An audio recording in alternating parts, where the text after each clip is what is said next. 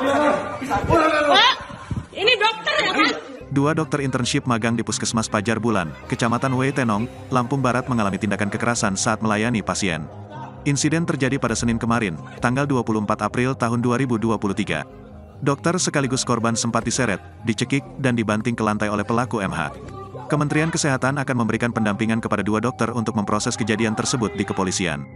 Dugaan penganiayaan ini bermula ketika pasien yang juga diduga pelaku HW datang ke puskesmas dengan keluhan nyeri ulu hati. Sesuai SOP puskesmas, dokter kemudian memberikan obat sesuai keluhan. Namun pasien masih mengeluh sakit pada bagian ulu hatinya usai diberikan obat. Dokter sekaligus korban memberikan penjelasan bahwa pasien masih dalam tahap observasi dan menunggu efek obatnya bekerja. Korban juga menjelaskan jika sudah tidak kuat menahan rasa sakitnya bisa ke IGD rumah sakit terdekat, yaitu mengingat pihaknya sudah memberikan obat sesuai keluhan pasien. Setelah itu pelaku lainnya MH berbicara dengan nada tinggi dan marah.